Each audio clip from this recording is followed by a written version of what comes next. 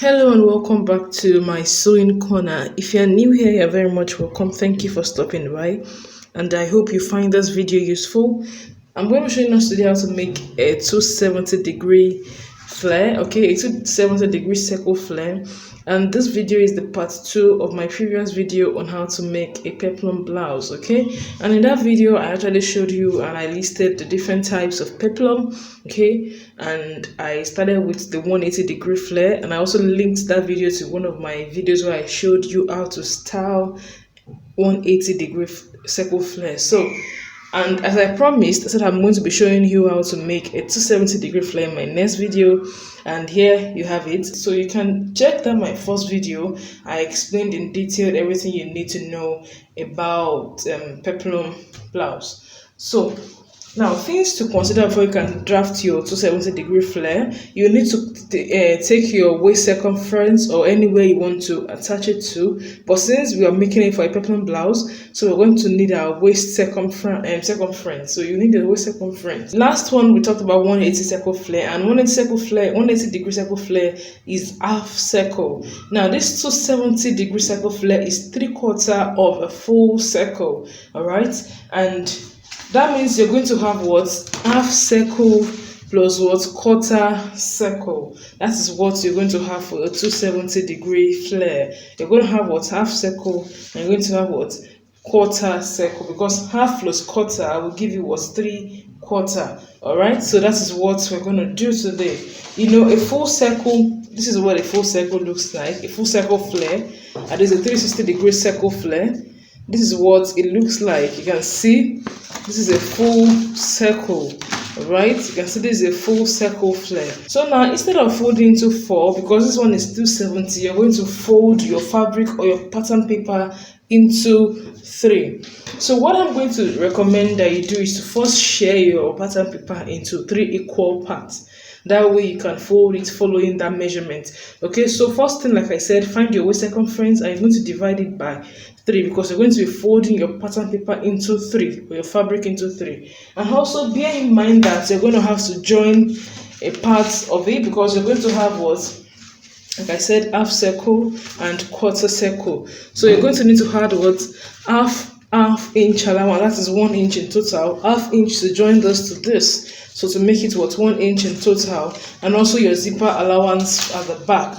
Alright, so you need to add that. So that is 3 inches in total if you're going to be using 2 inches for your zipper allowance. So bear that in mind. So first thing, you measure the breadth or the width of your fabric, and then I have about 25 inches here, so I'm going to share that into 3. So that's about 8, almost 8.5.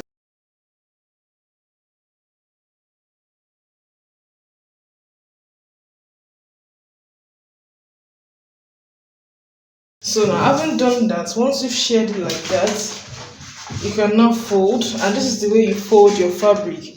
First, you fold this first layer on the second point, like so.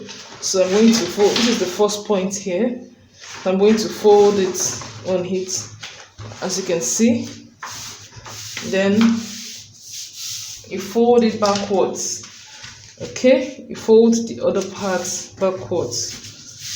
So then you fold it to the back. Alright, so you fold it backwards. Okay, now whatever it is that you have divided for your waist circumference and added the 3 inches, you're going to place your tape roll in the form of a cone like this. So in this one, you don't need anything like pi, r square, or whatever radius or anything. This is one of the easiest way to do it. So that measurement, let's say for this paper for instance, is just 4 inches. Now you're going to place your tape roll so you get that 4 inches. Now the reason we are tilting and bending this tape roll is because this side and this side are not the same. So if you just place your tape roll straight, you're not going to get the same figure. So just make sure you place it in that manner, okay? So you get that 4 inches. You're going to actually cross check to be sure you have the figure, okay? And to be sure it's equal.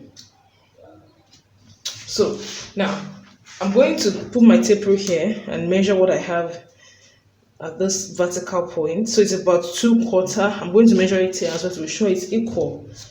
Okay, so I have the same thing. So make sure you cross check so that you have the same value. Then you place your tape rule also so that you can mark that same point at the center. Okay, and maybe any other spots. Okay, so that you have a perfect curve.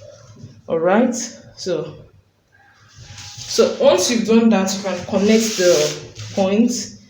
All right, you can connect the points, and after connecting the points, then you take the peplum length.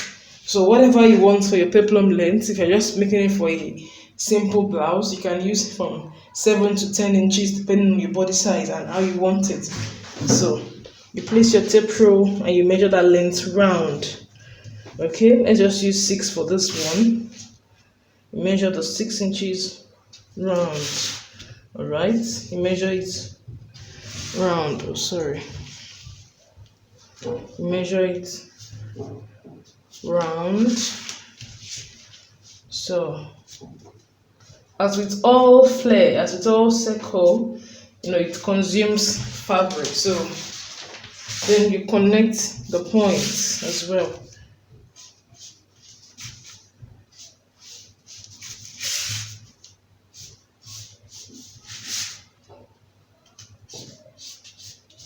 Okay, so now we can cut it. You can see what we have. I'm just going to cut it now for us to see.